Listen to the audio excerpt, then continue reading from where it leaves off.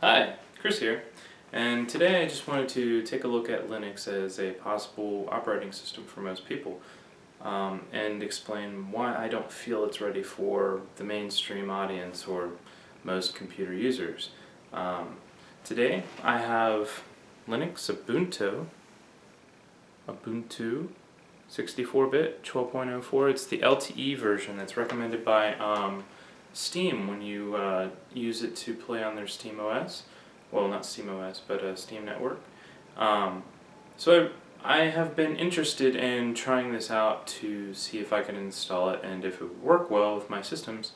But I've run into some problems, and I could probably solve the issues on my own, but instead of doing that already, I wanted to try and show all of you what kind of issues you may run into and why it justifies my reasoning as to it not being ready for everybody yet. So anyways, I'll go ahead and take you through, and we'll try to install it on a couple of my machines, and hopefully we can get somewhere with this, okay? Alright, so I'm going to go ahead and remove the camera from my tripod. And we'll go ahead and start with doing this on the desktop first. So over here, if you remember, I built this machine here. This is the computer that was 15 years old, etc., etc. And don't mind the cord, but I have Windows 7 installed on this right now, and I'm going to go ahead and insert the Ubuntu disk into the tray. Perhaps. Okay. So here we go. And alright. As we go through on this machine, you'll notice that there aren't really as many issues.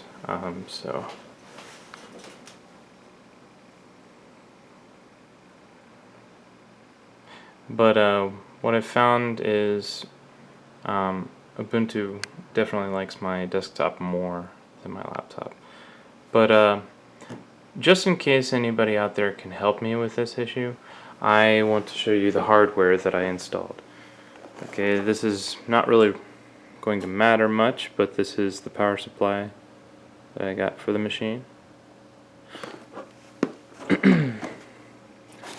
This is my motherboard. ASRock N68C GSFX, and supports up to 8 cores, AM3 plus CPU. Obviously it says compatible with Windows 7. I don't really know if any motherboards will say right on the box that they're compatible with Linux, so I'm not exactly sure where to go with that. But this is the back of the box. And by the way, this built-in NVIDIA GeForce 7025, yeah, that's crap. That thing right there is crap. Waste. Anyways, that's the board. On the board, I have installed an AMD FX 6 core, 3.3 gigahertz, with 14 megabytes cache. And this is the graphics card I opted for. It was pretty cheap, but it had 2 gigs of DDR3, and it seemed just fine for 89 bucks. GeForce GT 640. So anyways, that's the hardware specs on the computer. Ubuntu's managed to boot up here, and let's see what happens. Now, I have everything hard lined. Like, see, wired network disconnected, you are now offline. And it's trying to give me the option if I want to try or install, right? And that's nice.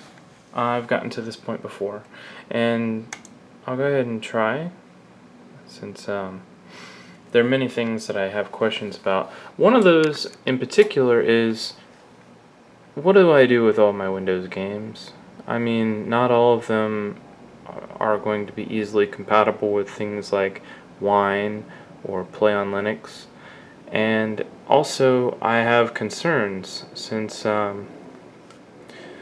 you may not be able to play all those games, or even if you can, what are the odds that you'll get booted? And games like StarCraft 2, I've heard of things like this where you may not be able to play after a while if they detect that you're using Linux. I don't know if that's legitimate or not, but anyways, I'm not horribly familiar with this. This is really the first time I've ever really tried to use Ubuntu. It's saying I have some, I suppose, network activity here, right?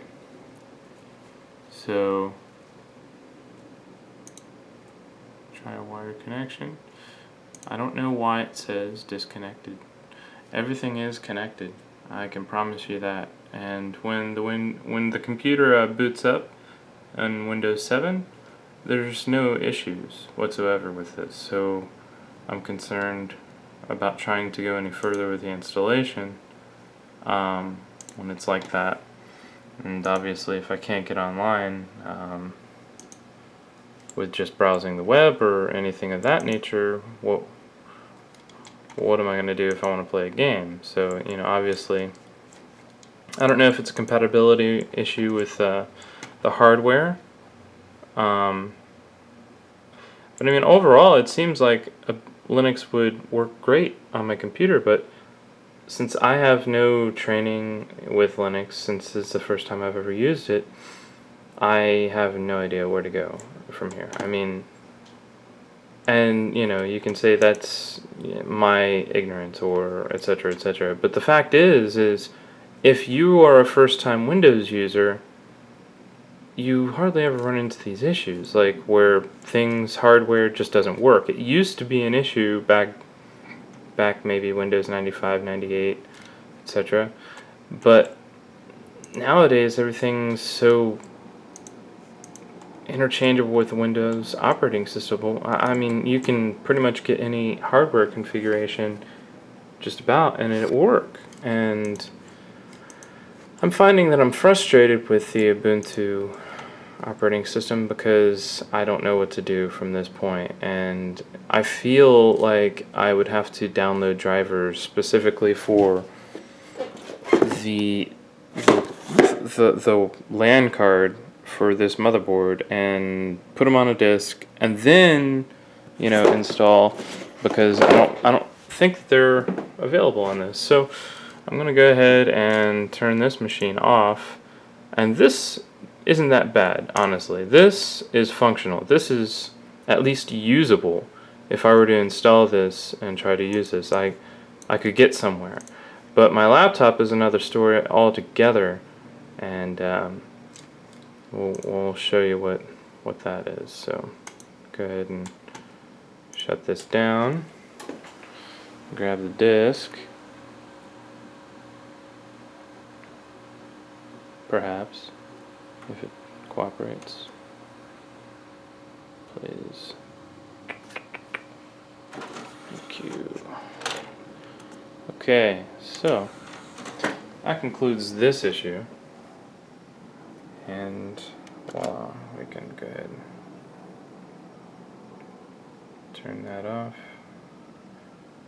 Okay, so that's my desktop. It has pretty modern parts, but this is my laptop, and this is an Acer Aspire 5000, and this is actually pretty old. I mean, we're talking about AMD Turion 64 and designed for Windows XP. Okay, so obviously, once again, we don't have a machine that's designed for Linux. I don't even know where to go to find one. So, but regardless, this machine's had plenty of use. I have it connected to my network using a standard Ethernet cable. It's going to be loud when I start it up because the fan rubs on the I don't know, the heatsink or something in there. But either way, please forgive me for that noise. I want to go ahead and show you what this does, and we'll go from there.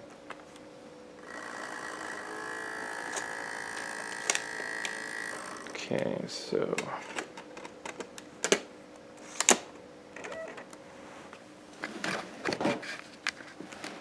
alright.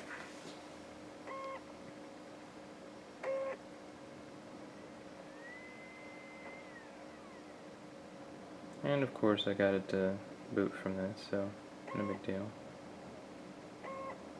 Perhaps.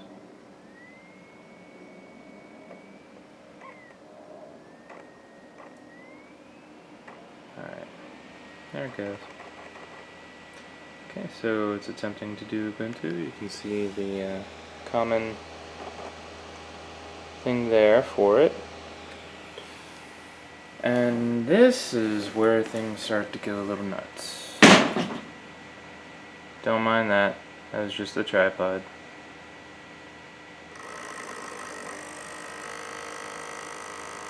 Alright, so here we have an attempt to boot. And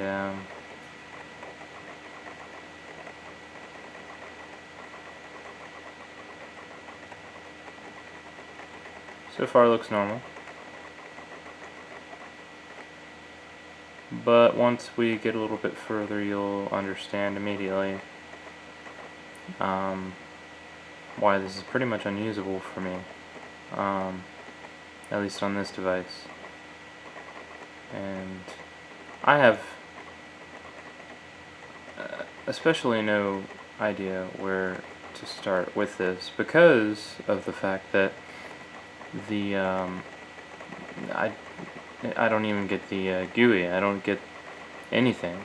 Once it starts up, it seems to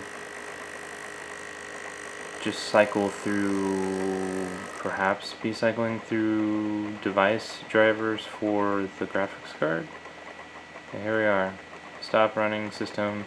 Now it's going and eating shit. Pretty much just not doing what I'd like. So here we are. It'll cycle through this for a while.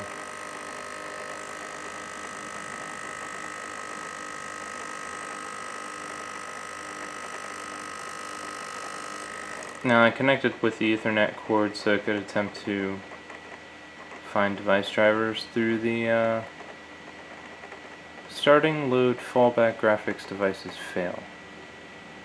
That is what we have there. So it's not compatible with the graphics card on this mobile device, apparently.